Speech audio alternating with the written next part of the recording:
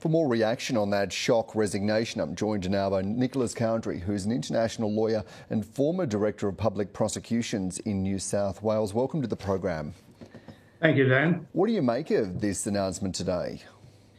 Well, it came as a surprise to all of us, of course, but I think the Premier has done the right thing. I think resignation is appropriate in all of the circumstances. She could have perhaps handled it differently. When the ICAC rumblings began about a year ago, she might have stood aside at that point and allowed the ICAC investigation to proceed, but she didn't. She stayed the course.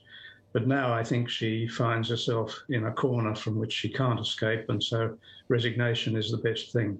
There's already been quite a bit of commentary around the timing of this. Do you have any concerns, or has that raised any red flags to you? No, it doesn't raise any red flags. You've got to remember that ICAC has statutory responsibilities to the people of New South Wales, just as the politicians do. And I don't know anything of the detail of the ICAC investigation, but I suspect that information has come to its attention in particular ways over the last months and brought it to a position where it really didn't have much choice but to make the statement that it has made and to take this to the next step. I think the timing has been forced on ICAC just as much as it was forced on the Premier. We saw it was really that news release from ICAC that prompted this decision by the Premier today. When that came through, it announced that Operation Keppel would be resuming at 10 a.m. on Monday, the 18th of October. And the specific wording of what was being investigated in Ms Berejiklian was whether or not she, quote, breached public trust. Just what does that mean in a legal sense?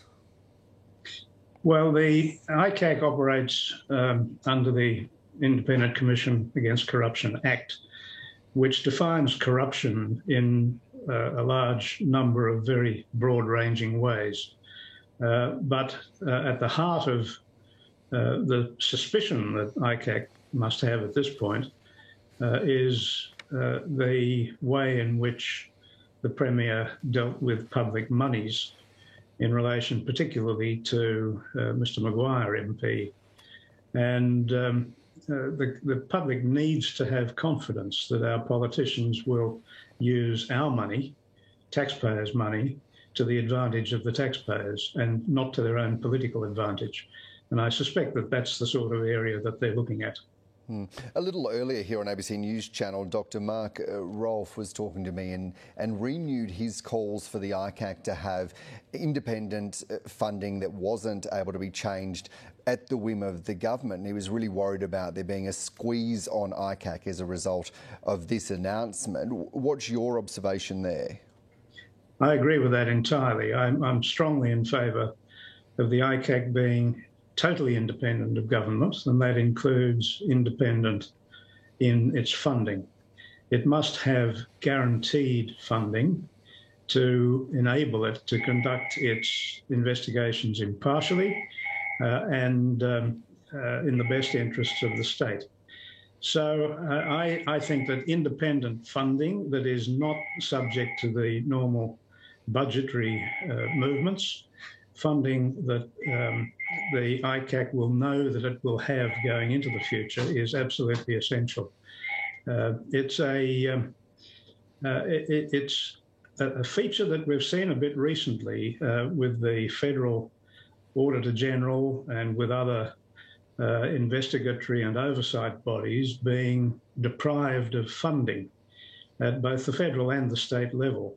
And it's a not so subtle way of interfering with the independence of those bodies because they become unable then to pursue all of the matters that they should properly be doing.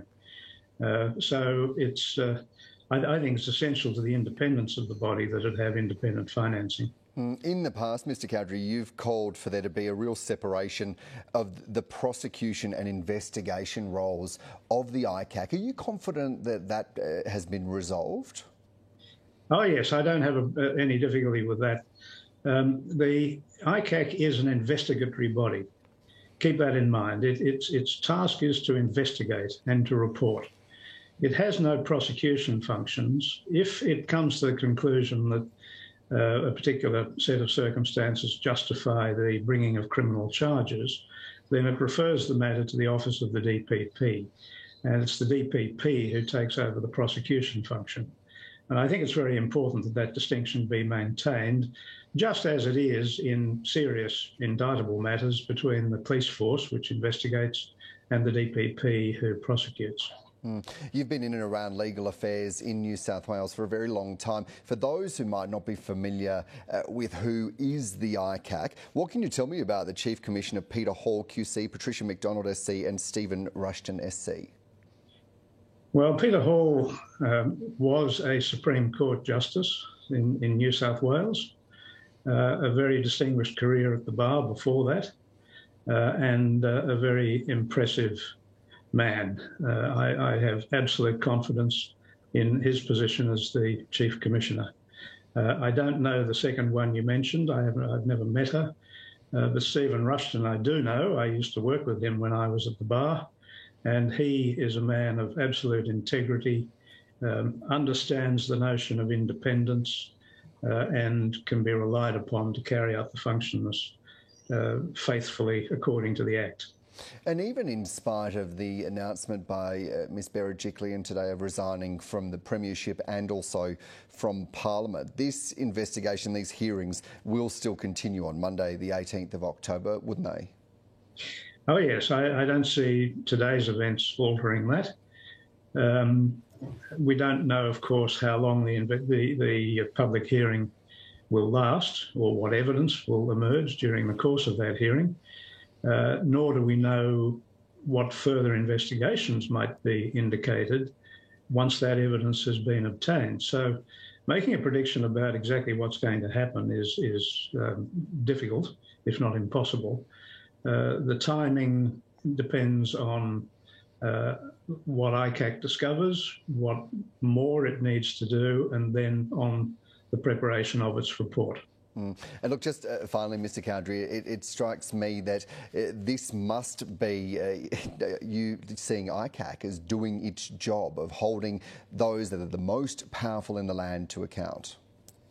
Absolutely. I have complete confidence in the New South Wales ICAC that it is doing what it was set up to do, and that is to identify and expose public corruption in New South Wales.